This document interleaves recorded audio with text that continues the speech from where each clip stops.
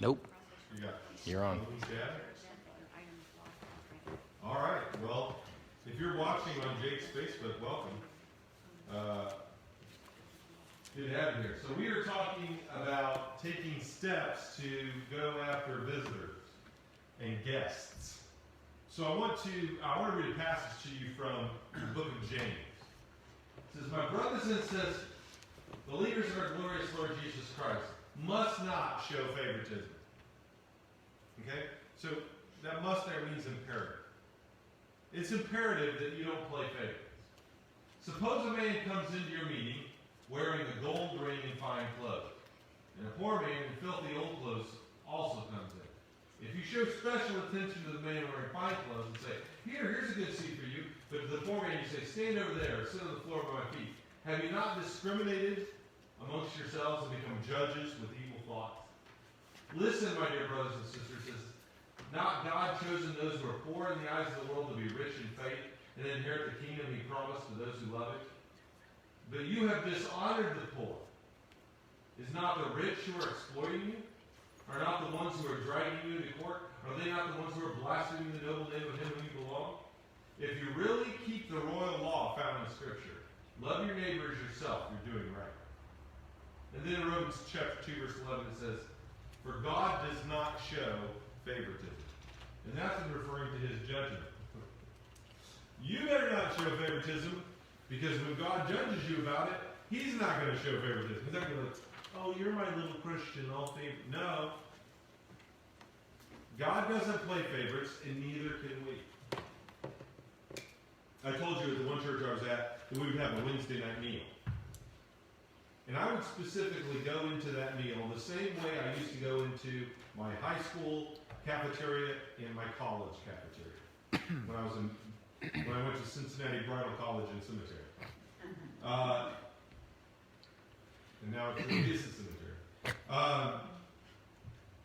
When I would go into the lunchroom, I would do the same thing I did was I would find the person sitting alone, and I would sit with them. Or if I was already sitting and eating, and I saw someone walking in, doing this thing where do I sit? Hey, come here. Have a seat. People I didn't know. Because I wanted people to feel welcome. The clique was open.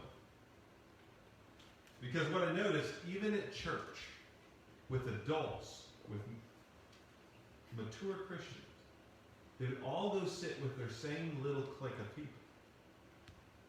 They would sit with their group of friends that they knew that they were there to fellowship with, and pay no attention to the guests.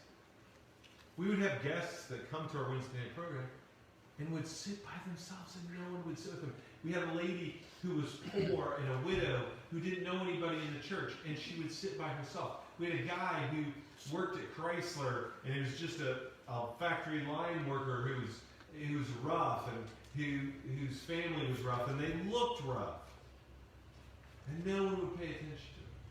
And when a guy came to our church who was one of the new managers over one of the 3 plants for Kokomo, Chrysler, when he came and visited our church, this guy who made big money and who was a boss, well, all the Chrysler guys were there all around him. His family's welcomed in, and his family is, they were loved. His daughters were introduced to these guys' daughters, and their family was made to feel welcome. But this guy who's just a factory worker who moved up here to be near his mom from Kentucky and is just working in the factory and is poor, he and his family are sitting there and nobody goes talk to him, nobody except me.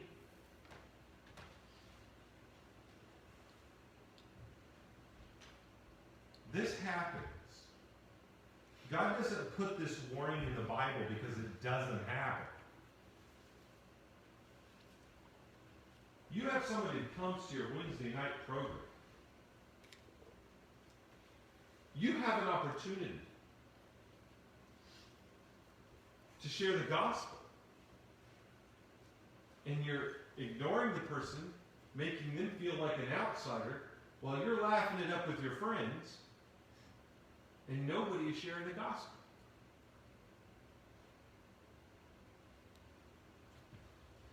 We need to think about hospitality. We need to think about making the most of opportunities. And we need to think about not playing favorites. We gear a lot of church for married couples. Churches love married couples with kids. In their 30s with kids, oh, we love them. They're going to be our Sunday school teachers and our nursery workers and volunteer for our youth program. And they're going to be there, Everybody wants those people. But what about the single person? I have, not by choice, been thrown back into single life. And so I've dated some. And you wouldn't believe the stories some of the girls I've dated have told me. Some of you remember Ashley, who I dated in 2016. She came here once when I did a seminar. The things that happened to her as a single mom. Dated another girl named Natalie. She's very outgoing, and she tries to get involved in church. She has 2 kids. She wants to, make friends and get people her age. She's at this church, and she wants to get connected. And so she goes up to this lady and was trying to be friendly to her, hang out with her in Sunday school. So she's like, and the lady just told her, look, we're not going to be friends. And she's like, why? What did I do? And she's like, you're too good looking. I don't want you around my husband. Like she was after her husband. And that kind of stuff happens to single people all the time. And, how do you deal with that? When I was married, it was easy when a single woman came with her kids. I could say, hey, come out to dinner with us after church, and I could sit and talk to her about the gospel. Now I'm single. Okay? If a 35-year-old woman with her 2 little kids comes to church and I say, hey, you want to go out to dinner? That's creepy. Yeah. So somebody else needs to do this. Not me. But we aren't thinking, hey, how can we go after the guest? How can we get an opportunity to share the gospel? And we don't think about, hey, what about the single person? We got these cool, awesome groups for couples. Then we'll make a singles group. Well, then what it is it's a bunch of lonely guys acting like predators going after poor single women.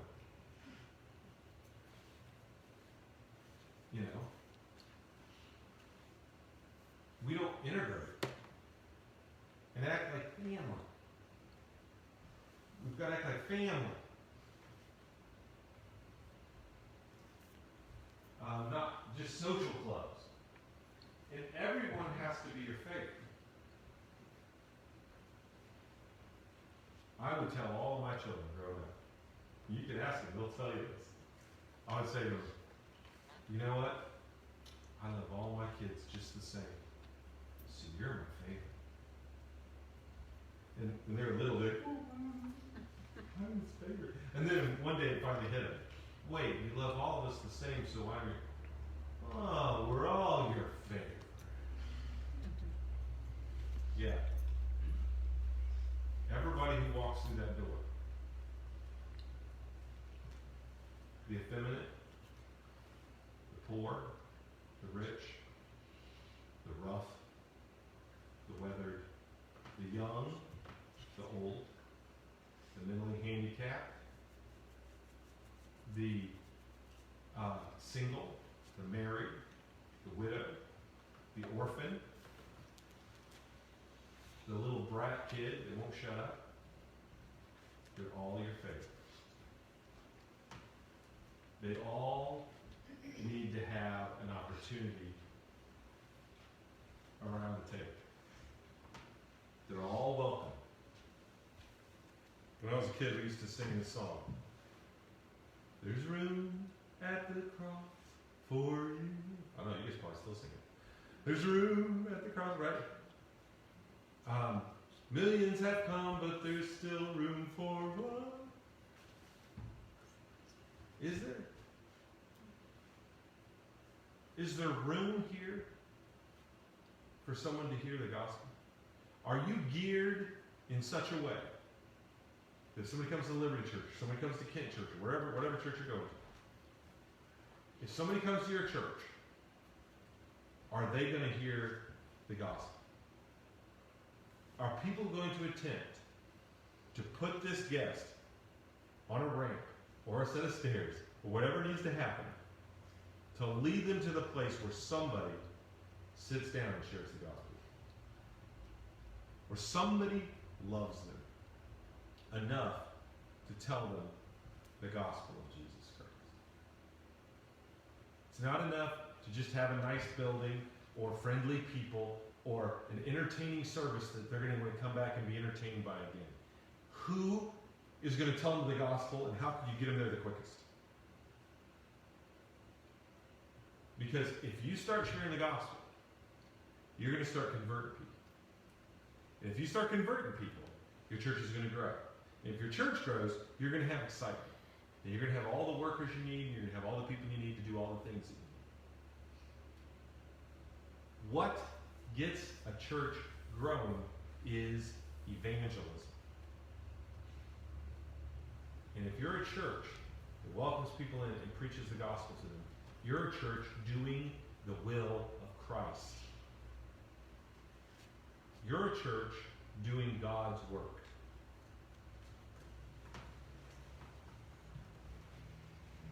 Everyone needs to be a favorite.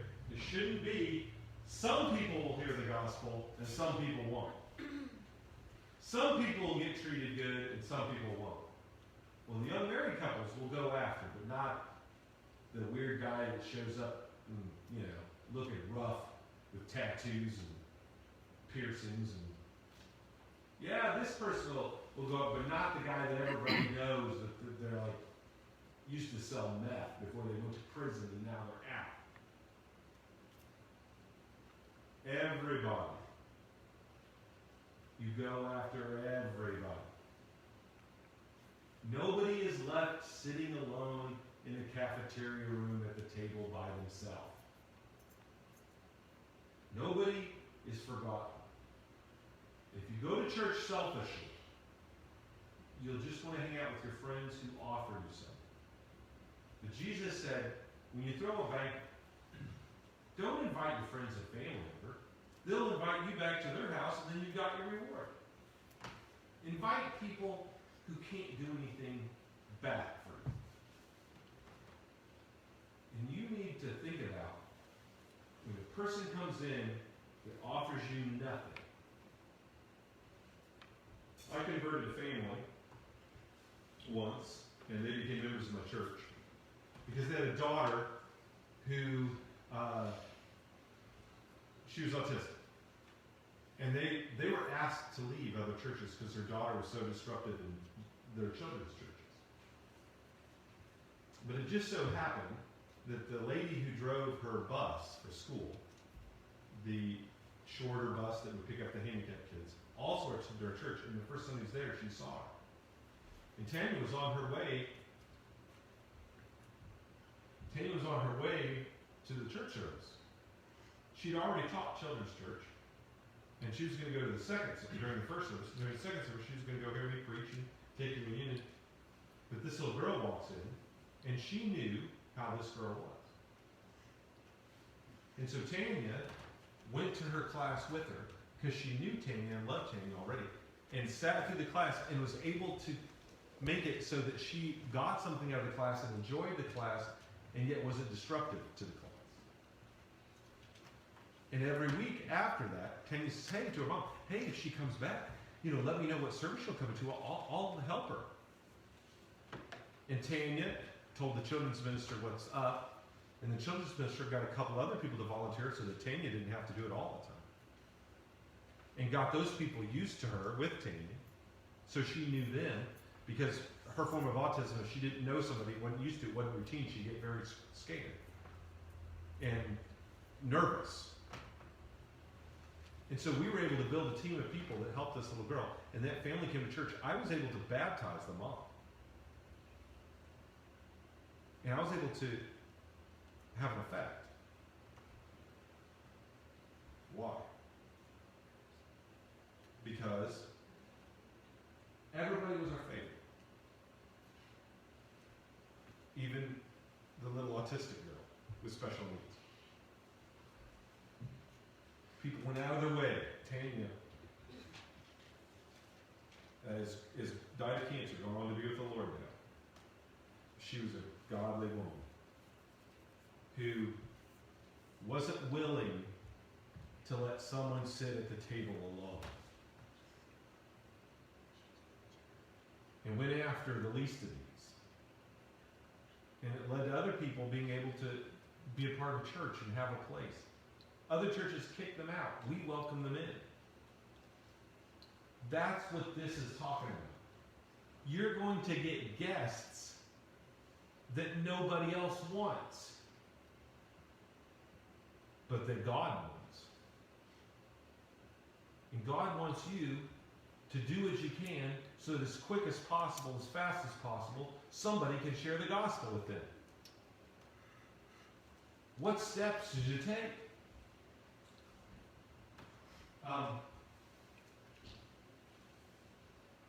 For the sons of the world are more shrewd in their generation than the sons of light. The Facebook people of the world are better at figuring out how to do worldly things than we are at figuring out how to do godly things.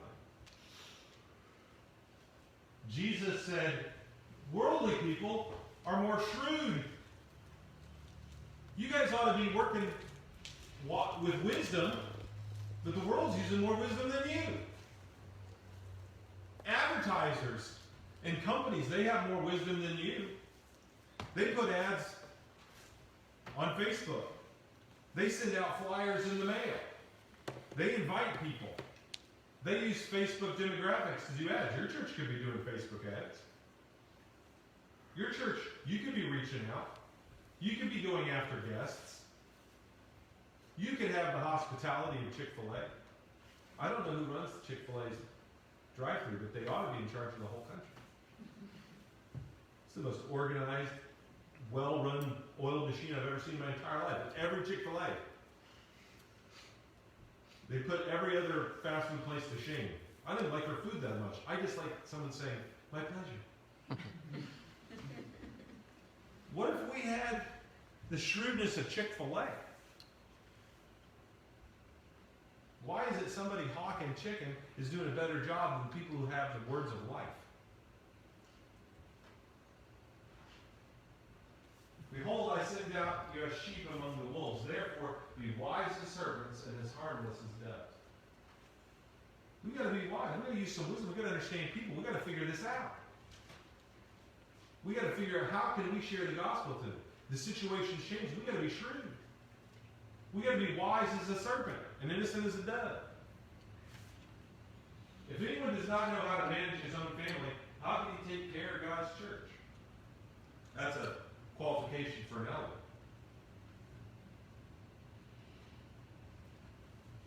And we need to have some people making decisions who have some wisdom,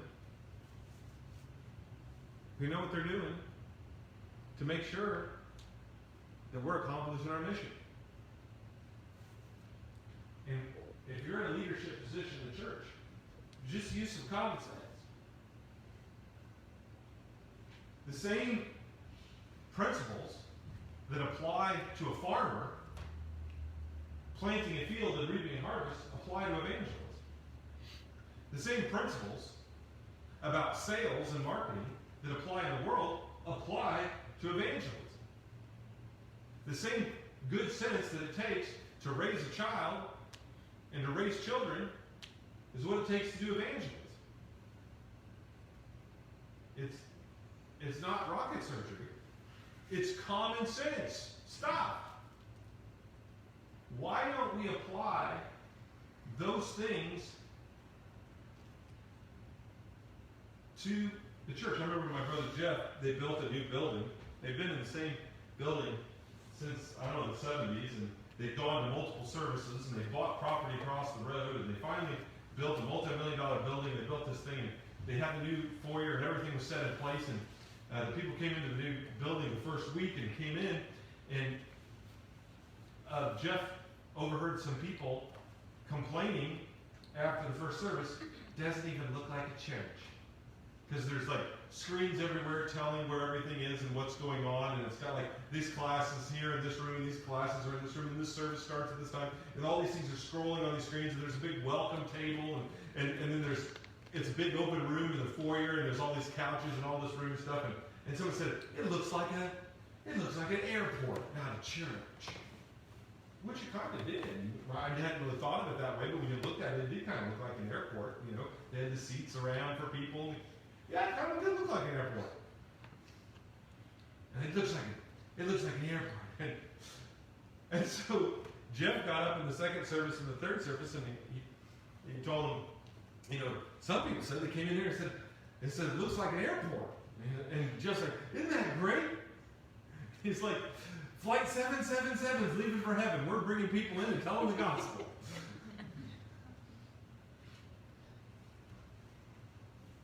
It should look like an airport. You're shuffling over 1,000 people through a building to a dozen different things. Yeah, it's going to look like that. Better than looking like a funeral.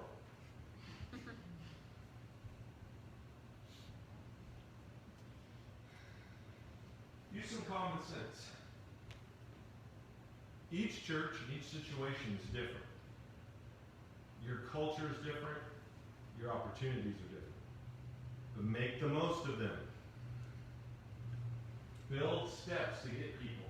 And treat them like family. Look at Thessalonians. And in fact, you do love all of God's families throughout Macedonia. We urge you, brothers and sisters, to do so more and more. To do what more and more? Love like it's God's family. Show proper respect to everyone. Love the family of believers. Fear God. We need to treat people like they are family. Would you let your kids go without telling them the gospel? Well, maybe somebody would. But we need to tell people the gospel. Would your family come and walk into church and you don't ask them out to dinner afterwards? You think my brother Todd's not... If my brother Todd came down to my church, you think after church I wouldn't say, hey, you and Jim, come out to dinner with us? You think I wouldn't do that? That's how we're supposed to treat each other. That's what we're commanded in multiple places. To love each other like family. That's how we should treat our guests. That's how we should treat people, like they were family. What did the Good Samaritan do when he found the Jew on the road all beat up? That the priests and the Levites wouldn't have anything to do with and avoid him. Picked him up like it was his own family. Washed his wounds. Took him to a hotel. And put him up in a hotel and let him get rested up. Left his Samaritan Express card and said, here's money, pay for it. I'll pay anything he owes when we get back. He treated him like he was a close friend or family. And then what did Jesus say? Go ye and do likewise. We need to start picking people up off the side of the road and giving them the gospel. There's people, their lives are shipwrecked. They've destroyed their lives. They're lost. They're messed up. They're deluded. They're deceived. They're deceived. They're caught in the devil's trap. They're lost. And you and I have the information that they need. And then they come to our church. They've already shown, for whatever reason, some interest in godly things. Hot prospect. And what do you do when the iron's hot? Strike. Don't let it cool. Don't let it cool off. Don't say, well, I hope they come back next week. No next week. Go after them today. Use some common sense. Now, how many of you been to a car lot? They're like vultures. Those car salesmen. I remember we'd go, I want to drive by and just see a new car. Maybe a new Mustang came out or a new Camaro. I just want to drive through the lot and look at it. I had my wife with me. We were driving it, but as soon as, and then the guy's on his little golf cart and he's chasing after me. You know, Dana's like, don't make eye contact. Don't make eye contact. What they are going after sales. You ever get in the building with one of them, ask them some questions? There's a mistake. What do they want your contact information. They want to know everything about. And what can I do to get you in the car today? They don't want you to go out the door. They want to make the sale right then and there because they know the probability of you coming back isn't that high. They're into making the sale that then and there that day because they want to strike while the iron's hot. They're not like, okay, well, come back again when you're ready. No. And before you come back or even think about it, they're calling up, hey, this is Bill up at the Ford dealership. Are you still interested in that? You know, what can I do to get you in it? They're going after it because they're more shrewd than we are. They go after people like fame.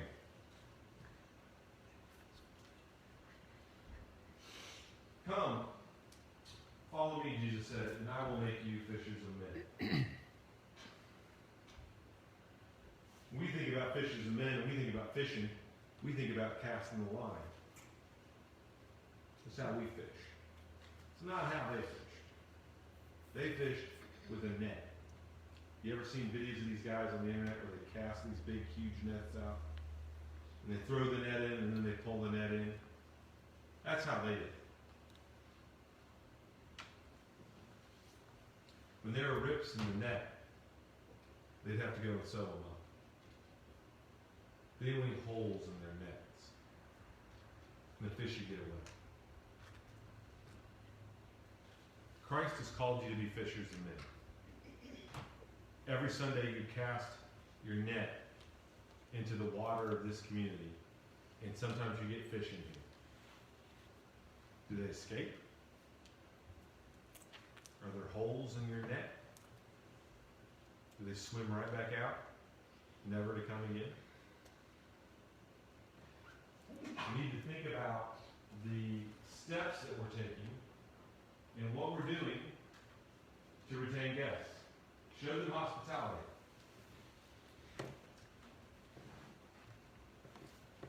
Number one, be friendly. Have somebody at the door. Somebody opens the door. Somebody welcomes them. Nobody gets into your church without someone welcoming them. I know it's weird now with COVID because you can't shake their hand or anything like that. But if they don't have to touch the door to get in your building, all the better for the germaphobes. Open the door for them. Welcome them. Don't let them come in or go out without being welcomed.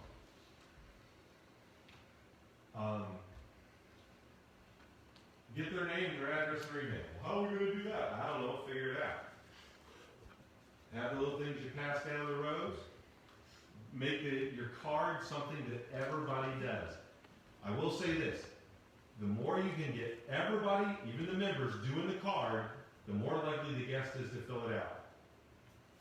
And if your preacher or your leadership asks you to do that at your church, do it and fill it completely out. It takes just a minute. And every address and phone number and email that your church gets, that's somebody that's going to hear the gospel. Then they're going to be sent to a website, or they're going to be visited, or they're going to get a letter in the mail, or they're going to get an email. That's another touch. And you're helping that happen. Find a way to get their name, their address, email. It's an opportunity. Make the most of it. Follow up with them to gain more opportunities. Visit them. I would say in this community around here, you could probably still get away with it. I would go, if I was here, I would probably, everybody that ever visited this church on Monday night or Tuesday night would get a visit from me or somebody from this church. There was a church up in Kokomo where there's an older couple. He was an elder in the church for years. And she was good at baking pies. And she would make pies every week. And every person who visited their church, and this was a church of 800 members, every person who visited their church got a pie from her and a visit from her. And they would show up on Monday, hey, thanks for coming by our church. We're here. And he would come in, and if he got the opportunity, he would share the gospel. And if not, he would just thank them for coming, tell them hope they come back, and leave them a pie. Might not work in the Corona age to give people food that you cooked. But you can think of something. In New York, I know a church there that everybody who visits the church gets a free subway pass. So they can ride the subway back and come back to their church. We don't have subways in Whiteland, that's why I gave out $10 gift cards of gas. A little something to say, hey, we want you to come back. Go after them. Find a way to get their name, address, and email. Follow up with them to gain future opportunities. There's steps to retaining them. Take them. Don't let there be any holes. A guest ledger? Maybe. Pew cards? Maybe. Contact booklet in the row? Communication cards on seats? Nursery contact information. This one is genius. Okay? They bring your kid to your nursery. Oh, hi, great. Welcome to our church. We're so glad you're here. We don't, the safety of your child is paramount and important, so we can get your information and, we can get your cell phone number so that we can text you if there's any problem during the, blah, blah, blah, blah. Here's a little card. Here's the thing. Here's a little thing we're going to put on your kid's wrist. And here's one for you. If you could fill this out with your name, address, and email. Oh, yeah, use the nursery. Nursery is a great way to get information. You're providing them a free service, and they're giving you their information. It's like Facebook all over again.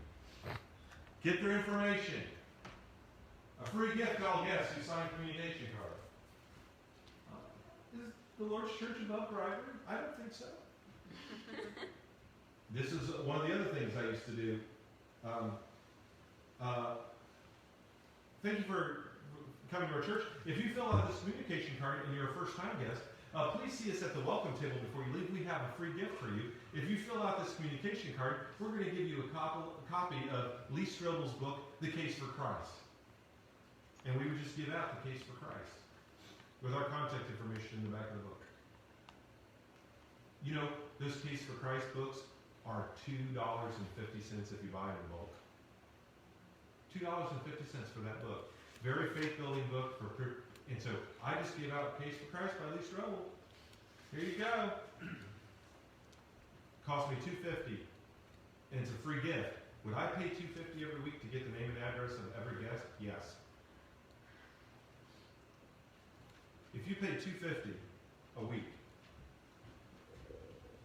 and you had, 100 guests that you gave, now you're talking, $500. Oh, Kendall. Yeah, but what if just one of those people became a Christian, became into your church and tithed? It would more than pay for itself. And it does. More than pay for itself. Why do they spend millions of dollars on advertising? Because it works. They don't spend millions of dollars. You don't get all that junk mail because it doesn't work. Somebody goes to Harbor Freight and actually buys their junk because they got it in the mail. I don't, but somebody does. Turns out advertising works. Now, does everybody who gets your advertising buy? No. They don't have to, just some. And every person that gets a free copy of Lee Strobel's book, The Case for Christ, or whatever book you want to give them, they're not all going to become Christians. But if just a few do, it pays for itself. You convert people, you'll get the offering you need to keep doing what you're doing and more. But you got to convert people. Rovers who look for guests and get their names and any info. Get some people who are friendly and good with people and train them and send them out to go after them. They are on the hunt for, get some specific people If you just say, oh, all of us need to be doing it, that's true, but let's get real. Everybody's not going to do it. So get a few that you know will do it, that are rovers, and then they're just going out. And they just look for people they haven't seen before. Hey, are you doing here? Yeah, hey, well, nice to meet you. Want to go out to lunch afterwards? Train people to do it. Get their information. Find out about it. Go after them. Strike while they are hot. There's possibilities. You're not going to just, you're not going to give an invitation and they're all going to come running down the aisle. You have an opportunity and you need to create the steps to overcome that. The step's too big. So make it easier on them. Make it easier on yourself. Create steps to get them. Email within 48 hours with a link to a first-time guest survey. Have a thing on your website that it's a little survey that they can fill out. Find out what you did good, what you could do better. Get their opinion. Get them engaging with you. Is there a time when we can meet and talk with you about the gospel of Jesus Christ? Put that on your survey. Have them go to your website and do it. Snail mail them by Thursday with a gift card. With a gift or something. So if you get their address, they visit Sunday, by Thursday they got something in the mail from you.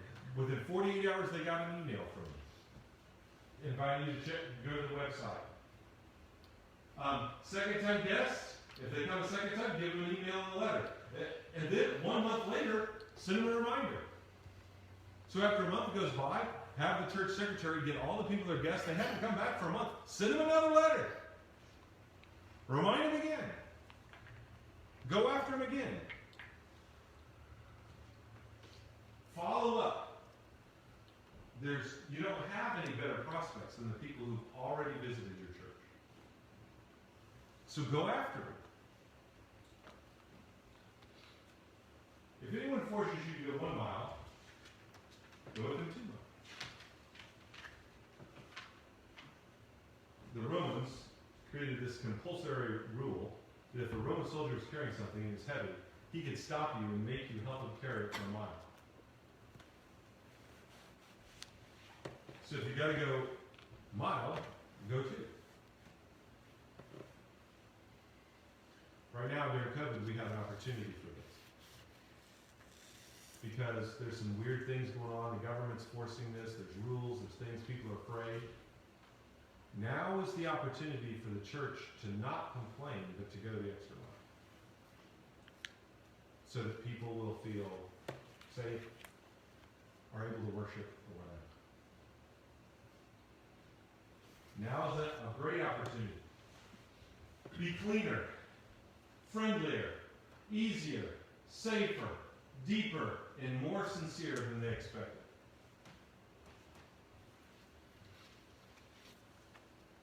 You know, when we go to somebody else's house, we notice things that they don't notice. And when we go to a church every week, we don't notice anything. We don't know that pile of coats and Bibles and gloves and hats that just sit there and nobody takes because they're forgotten. We don't notice if there's some communion stains on the carpet. We don't notice. We don't notice that we've been going to the church for 50 years. We don't notice that it hasn't been updated.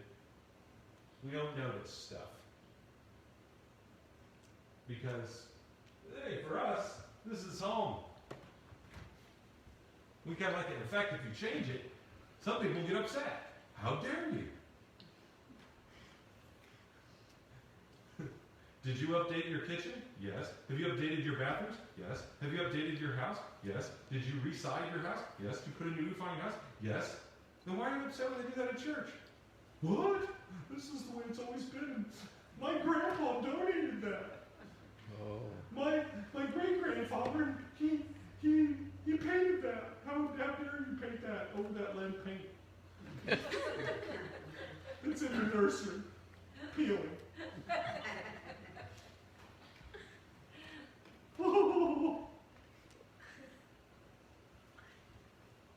Be cleaner, friendlier, easier, safer, deeper, and more sincere than they expect.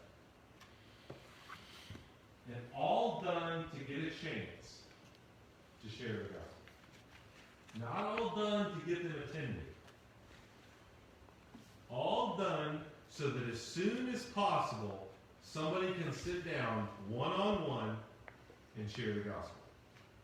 Make that your goal. He sent you in the world to preach the gospel. He said, go into all the world and make visitor-friendly attender services. No! Go into all the world and preach the gospel. Now, do we need to be friendly to visitors? Yes. Do we need to think about how our worship service appears to a non-believer? Yes. Do we need to make it palatable to our guests? Yes. But all of those things for the purpose of sharing the gospel. Not watering it down so they'll keep coming back. Our goal isn't to get them to attend our services. Our goal is to lovingly, clearly, effectively present the gospel to them, take it or leave it.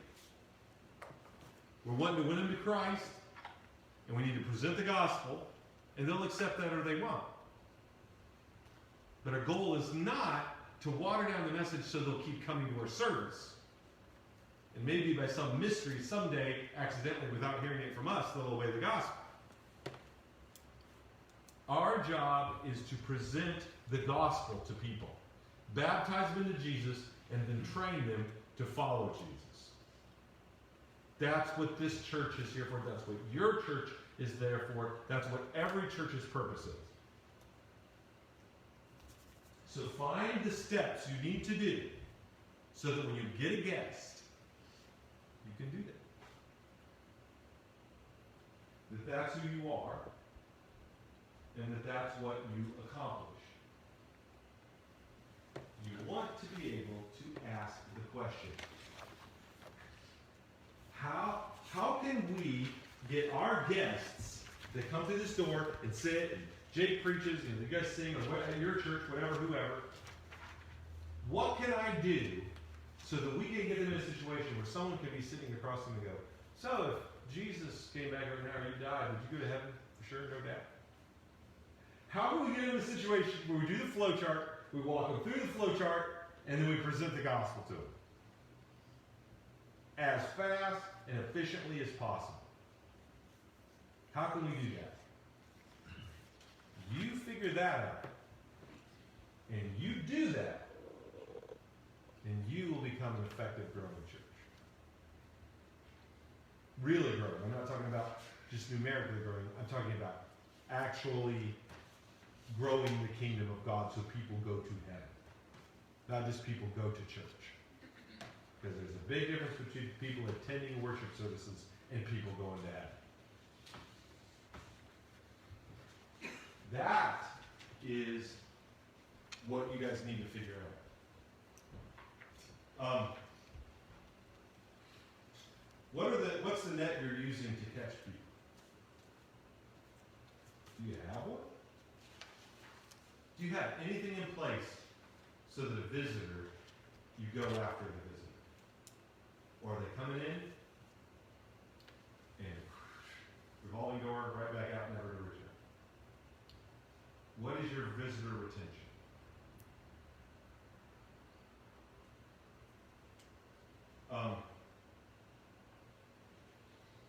I've got here on page 43 some stuff. Friendly greeters at the parking lot, at the main door. If you have a lot of people in a big parking lot, you're going to need people out in the parking lot with little directing things, directing parking. I know some churches, if it's raining, they'll have people out there with big, huge, like, umbrellas from like golf umbrellas, like pump tent with a stick. Walking people in the rain. Signs to navigate. Have coffee and donuts. Our church, we're small, but we still have coffee and donuts. People don't have to worry about breakfast, and they can just come in and get coffee. It's welcoming. Signs to navigate. You should have signs everywhere. Sign everywhere, sign. Everything's labeled, little arrows point. If you got a church and don't know where to go, what you do, they just go in. Kids program here, have a welcome table. A wicked generation seeks a sign. That's right. That's true. Ultra clean and safe kids programming. People are afraid to leave their kids with strangers. Make it obviously safe. Okay? Make it where they got to sign the kid in. Never have one person alone with kids. You know, guard yourself from even the accusation, any impropriety. Have quality literature. If you've got tracts, don't let them be goofy or antiquated or inappropriate tracts. You're not trying to convert them to weekly Lord's Supper. You're not trying to convert them to your views on whatever. You want to share the gospel with them. Any tracts or any literature like that, gospel-oriented. If it's for guests, if it's for new people, make it gospel-oriented. Find ways to get their contact information. Guest ledger, cue cards, communication cards, nursery, we've already talked about all this, Rover, so we talked about that. And we talked about these last things, the follow possibilities. There's a book, if you want to study more about visitor retention, and for those of you who are in ministry, I highly recommend it. I've got it referenced there. Fusion, by a guy named Nelson Searcy, who is a visitor retention artist. He's researched it, and he's a master at it. Fusion, book Fusion by Nelson Searcy. In fact, at one point I required it as reading in the class, but I switched this semester. But check out that book. Questions over anything I've said?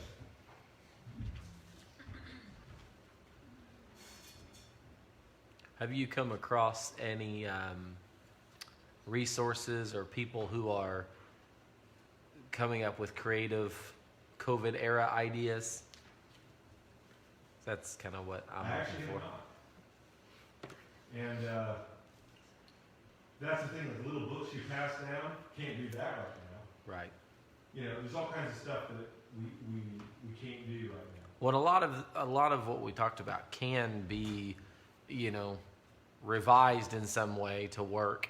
But I'm just curious, still kind of looking around for, trying to be creative on my own, but also trying to find somebody who's out there with like a really good set of ideas for some of these sorts of things.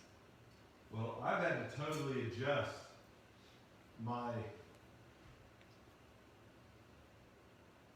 everything because of this. For a month we couldn't meet, and we started meeting again on Mother's Day.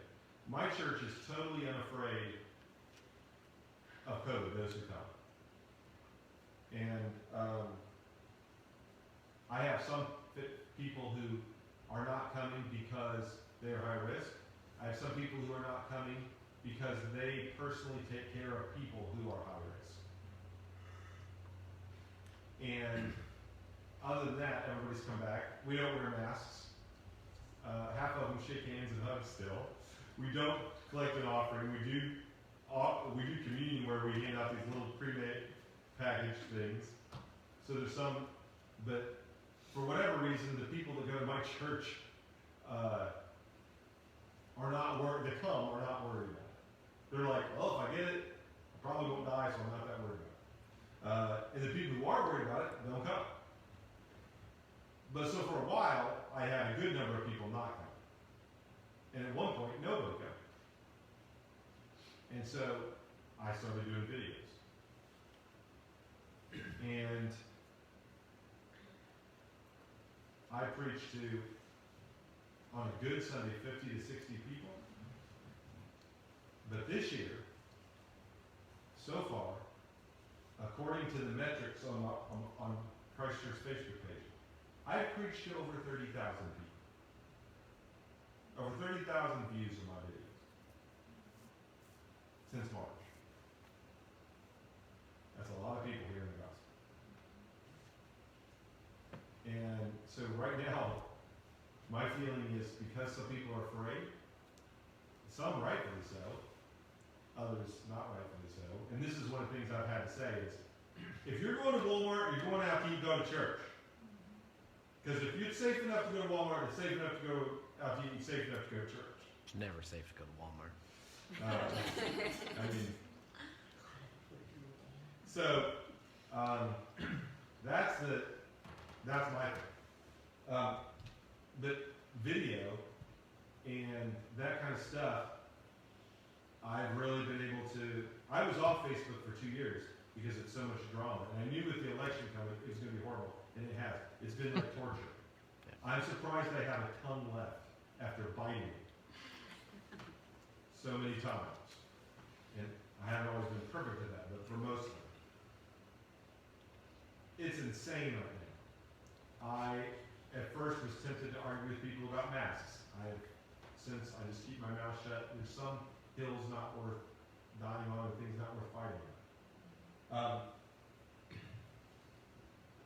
I have to just keep my opinion to myself. And then use the opportunities I have to inject biblical truth into that situation. And I have been on Facebook more than I ever was before when I was on Facebook. Even though it's very hard and draining on me personally. Because I reach thousands of people on Facebook. Thousands of people. I did something stupid. Well, I was out of town doing this fall. Was it October?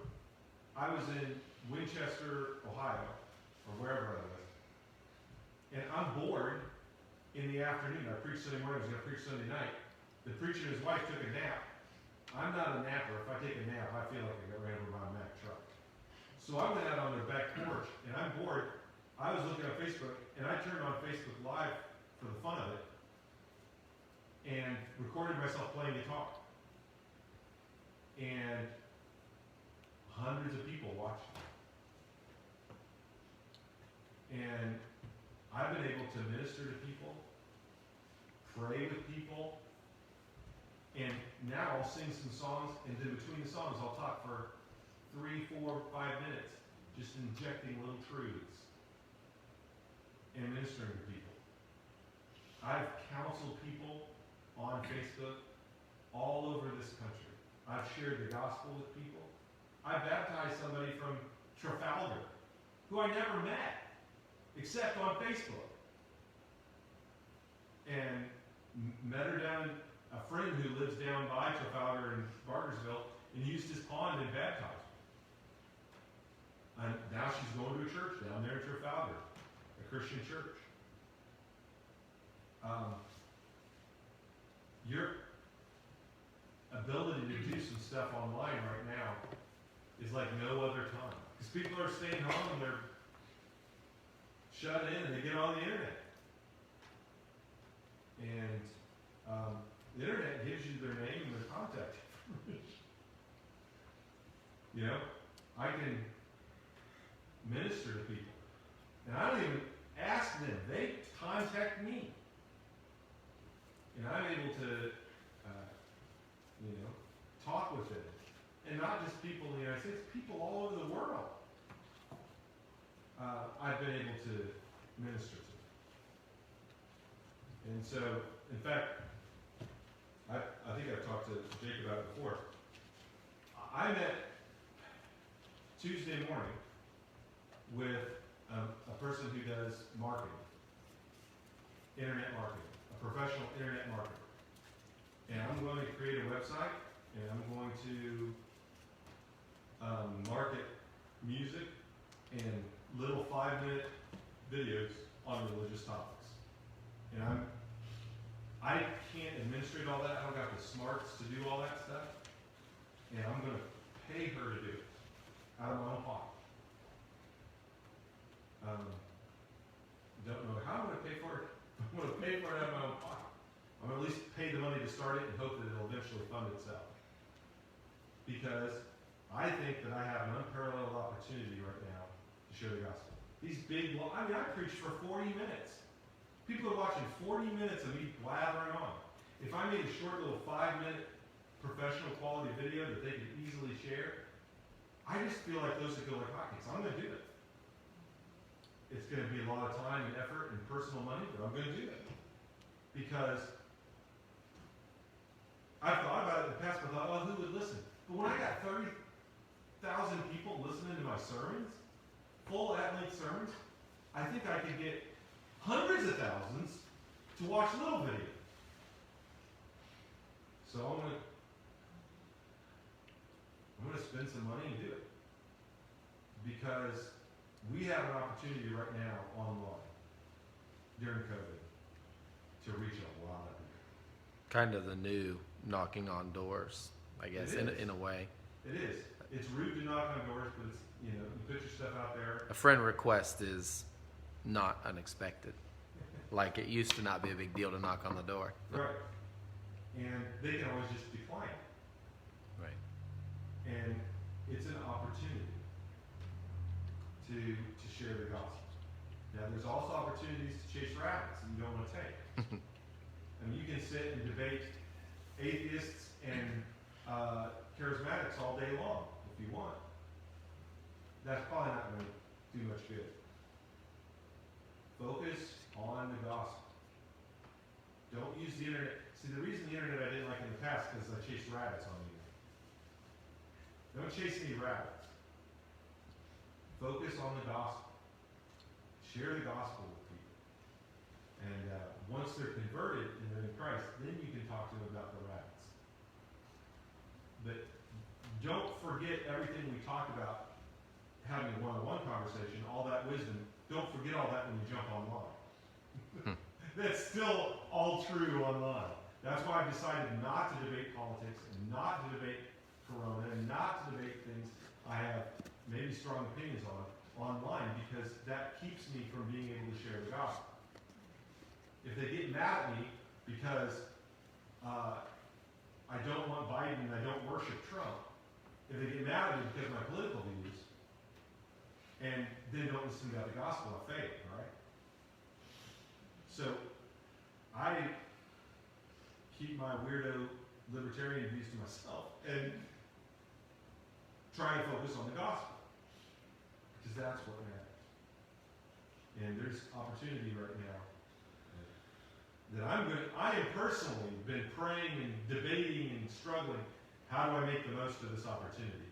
And I really feel like the steps that I need to take right now, the big step, the reason it's too big is some people won't watch a half an hour, 40-minute video of Kendall Faull in their life. It's too much. And my sermons are maybe a little too deep. So what can I do? I can make the sermons shorter, more concise. I can take a half an hour sermon and break it down into 5 sections, and then record each of those 5 sections to stand-alone videos, part 1, part 2, part 3, part 4, part 5, and then post one Monday, one Tuesday, one Wednesday, one Thursday, one Friday, and keeps people coming back, and then they'll get the whole message eventually, but they're listening to one at a time. And if they don't listen to one at a time, they at least got that one. And it could create an opportunity for the gospel to be shared. So that's what I'm working on, is that very thing. How do you do it in the COVID world? Well, if you can't see them face to face, then virtual. Share the gospel. It's harder. It's more work. It's scarier. It's costly. But yeah, you got to take the steps.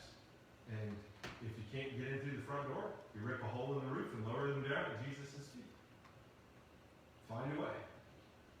If they can't get up the steps, build a ramp. If they can't do the ramp, put it in the elevator. Do what you need to do to get people to where they need to be. And they won't always take it. But don't leave any holes in your nets. You've got opportunities with guests. You've got an opportunity online. You've got an opportunity. Use it. Make the most of opportunity that you have. Let's pray. God, thank you for our time tonight. Pray you bless us and watch over us. And I pray, God, that you would help us to know how to navigate in this COVID world and share your good news with people.